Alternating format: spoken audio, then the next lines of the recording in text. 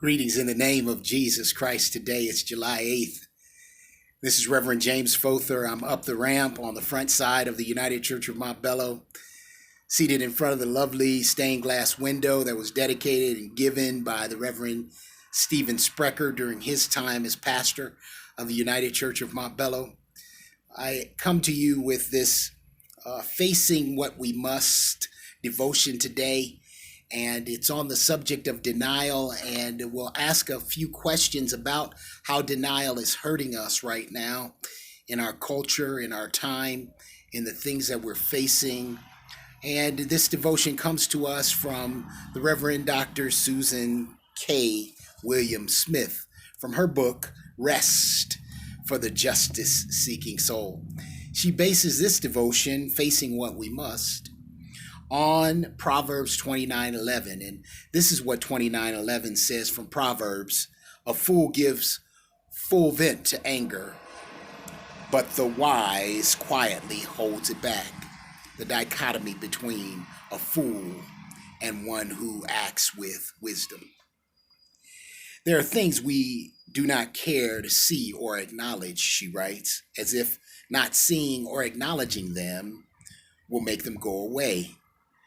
A mother once shared that she wondered if her daughter was on drugs, but she never stopped to ask her. Another person said that that he had been feeling bad for a while, but he chalked it up to being tired, and it turned out he got to the hospital and ended up in triple bypass surgery. We do not want to face things that seem too big for us to handle or too painful for us to consider, because we just do not want to deal with it. What I've learned, she wrote, is that not facing something does not make it go away. Putting ourselves in a zone of denial does not often result in a pleasant outcome. Some of us do not want to acknowledge that we're getting older. Some of us do not want to acknowledge that the cough or the fatigue that we have been having feels or seems abnormal. Some of us do not want to acknowledge that a person we love is not giving anything back and may be, in fact, toxic to our spirits. The long-term effect of denial is a deep spiritual pain that we bring upon ourselves. Facing what we may not, or facing what we must, may be painful initially, but in the long run, it is liberating to face adversity and all its consequences and then move on. Iyanla Vanzant shared a poem that her now deceased daughter, Jemia, once wrote. She used the title of the poem for one of her first books. The name of the book and the title of the poem is One Day My Soul Just Opened Up. It can mean a lot of things to a lot of people, but for those of us who refuse to face the things we must, it has a strong message. It reads, one day my soul just opened up. And things started happening. Things I can't quite explain. I cried and cried like never before. I cried tears of 10,000 mothers. I couldn't even feel anything because I cried till I was numb. One day my soul just opened up. I felt this overwhelming pride. What I was proud of, only God knows. Like the pride of 100,000 fathers basking in the glory of their newborn sons, I was grinning from ear to ear. One day, my soul just opened up. I started laughing, and I laughed for what seemed like forever. Wasn't nothing particularly funny going on, but I laughed anyhow. I laughed the joy of 1 million children playing in the mud. I laughed till my sides ached. Oh God, it felt so good. One day my soul just opened up. There were revelations, annihilations, and resolutions, feelings of doubt and betrayal, vengeance and forgiveness.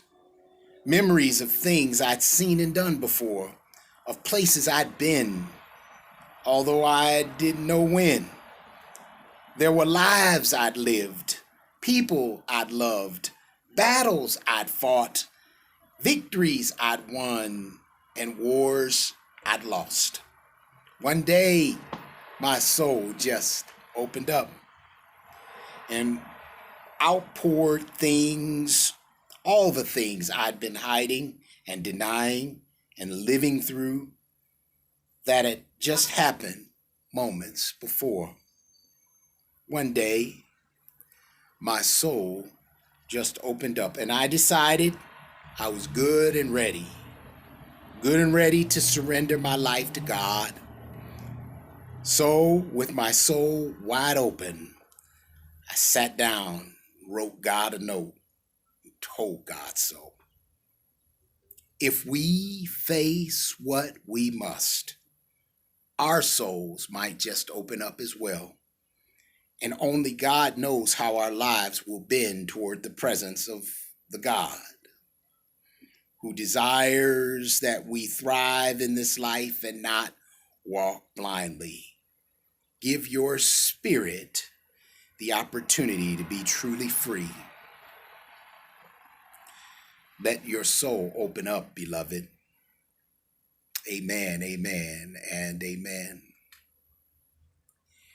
In our political sphere, denial has become a kind of terrible thing that's messing with the whole population of Americans.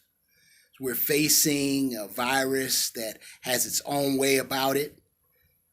We've got to stop denying it's out there because it's invisible, because we can't see it. It's still killing people. We're still having highs in terms of the number of folks that are infected. We've got over 3 million infected now, and the number keeps rising. We've got to listen to our scientists. We've got to continue vigilant in the fight. This is my mask today that I'm wearing. When you go out, I hope you'll wear yours. I hope you'll social distance.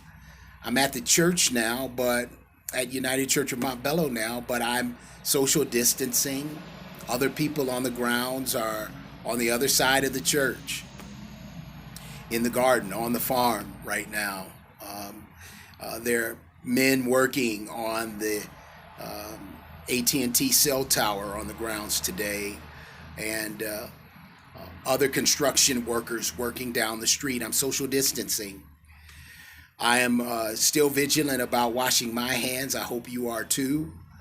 I hope that you're doing everything you can to stay home as much as you can and stay out of the way of where this virus is spreading. I wish you strength in these days. I wish you safety in these days for you and yours.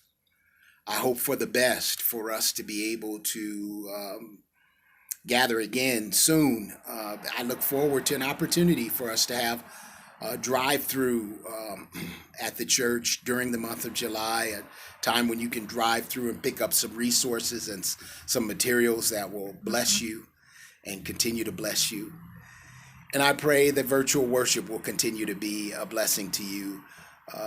We're on Facebook Live for virtual worship on Sundays by 9 a.m. And then it replays. In fact, the Sunday replay from July 5th is replaying right now on our Facebook page and on our United Church of Montbello Facebook family page as well. I hope that all will be well with you and yours during this time. This is Reverend James Fother, pastor of United Church of Montbello, and I'm signing off and praising God for your faithfulness during these days. Take good care. God bless.